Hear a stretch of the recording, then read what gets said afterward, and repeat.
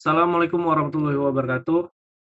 Sebelumnya perkenalkan nama saya Emra Satria Novando dengan NIM 250934702662, eh, prodi prodi Teknologi Rekayasa Pembangkit Energi, offering B, Universitas Negeri Malang. Em, di sini hari ini kita tidak akan sekedar bicara angka yang kaku lah, tapi kita akan membedah bagaimana sebuah data saling berkomunikasi satu sama lain melalui materi korelasi ini. Intinya kita mau cari tahu kalau hal A berubah, apakah hal B juga ikut berubah? Yuk kita mulai.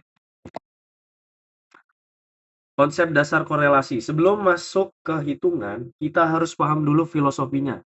Korelasi itu alat statistik untuk mengukur seberapa erat hubungan linear antara dua variabel.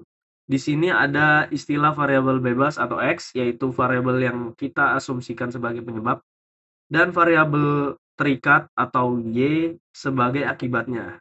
Tapi ingat ya, korelasi tidak selalu berarti sebab akibat.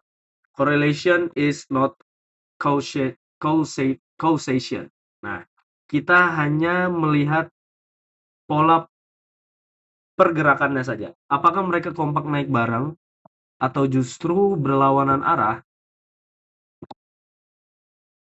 Masuk ke si R sang penunjuk arah, memahami nilai R. Dalam statistik, keeratan ini simbolnya adalah R atau koefisien korelasi Pearson, nilainya sangat konsisten, hanya bermain di angka -1 sampai +1. Kalau hasilnya +1 itu hubungannya positif sempurna, ibarat sahabat sejati lah.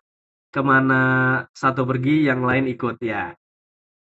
Langsung dah. Kalau kalau nol artinya mereka putus. Sorry, artinya mereka putus hubungan. Nggak ada kalian sama sekali. Sorry, nggak ada kaitan sama sekali. Kalau -1 mereka musuhan, satu naik, yang satu malah turun drastis. Masuk ke konteks soal studi kasus uji PLTU. Nah, supaya tidak mengawang-awang, mari kita posisikan diri kita sebagai engineer di sebuah PLTU. Kita punya tantangan. Benarkah tekanan uap yang masuk ke turbin berpengaruh besar pada daya listrik yang dihasilkan? Kita ambil 5 sampel data operasional untuk membuktikan secara ilmiah, bukan sekadar perasaan atau asumsi. Visualisasi data, uh, scatter plot. Ini adalah data mentah kita lah. Ada 5 titik pengamatan. Kalau teman-teman perhatikan grafik scatter plot di samping, titiknya cenderung membentuk garis lurus yang naik ke kanan. Secara visual kita sudah bisa feeling kalau ini korelasinya positif yang kuat. Tapi statistik butuh angka pasti, bukan cuma feeling. Mari kita bedah hitungan. Masuk ke slide 6. Oke, langkah 1 dan 2. Tabel bantu. Langkah pertama yang paling krusial adalah membuat tabel bantu. Kita butuh 5 elemen. Nilai X, Y, perkalian XY, serta kuadrat dari masing-masing X kuadrat dan dan Y kuadrat. Kenapa harus dikuadratkan? Supaya kita bisa melihat variasi datanya. Setelah semua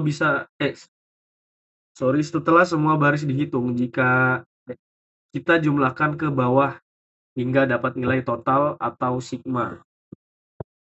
Di sini kita dapat sigma X sebesar 80, sigma Y sebesar 2270.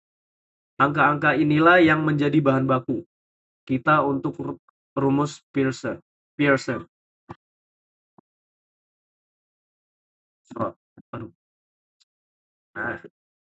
eksekusi rumus Pearson. Sekarang kita masukkan ke mesin utamanya, yaitu rumus Pearson product moment. Kelihatannya memang agak kompleks karena banyak simbol akar dan kuadrat. Tapi sebenarnya ini hanya masalah ketelitian masukkan angkanya aja. Setelah kita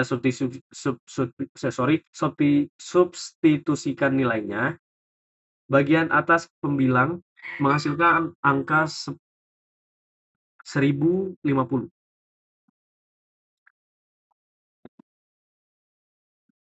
Sorry, aduh belum di ini. 1050.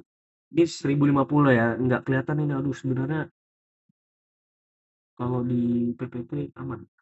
Bagian bawah penyebut setelah di akar menghasilkan angka yang akan membagi si 1050 tadi, hasil akhirnya adalah 0,988. Angka yang sangat cantik dalam dunia statistik. Nah, kita masuk ke interpretasi hasil. Apa arti 0,988 tadi bagi kita sebagai engineer? Pertama, karena nilainya mendekati angka 1, maka hubungannya sangat kuat. Kedua, karena nilainya positif, artinya ada hubungan searah. Kesimpulannya, strategi kita untuk meningkatkan tekanan uap demi mengejar target daya listrik adalah langkah yang valid dan terbukti secara data. Data tidak pernah berbohong. Eh, tahukah kamu korelasi serial? Ini sedikit tambahan sebelum saya tutup, ada yang namanya korelasi serial atau autokorelasi. Ini sering terjadi pada data yang diambil berurutan berdasarkan waktu time series. Misalnya suhu pipa menit ini pasti ada pengaruhnya dari suhu menit sebelumnya. Jadi datanya tidak benar-benar acak murni. Memahami ini penting agar model prediksi kita di masa depan tidak bias. Selesai, apakah ada pertanyaan? Bisa tulis di kolom komentar. Terima kasih atas perhatiannya semuanya. Kurang lebihnya mohon dimaafkan. Waduh, masih kurang dari 8 menit, tapi udah selesai memang. Karena itu kurang lebihnya mohon dimaafkan. Maaf saya mengulang beberapa kata-kata. Wassalamualaikum warahmatullahi wabarakatuh.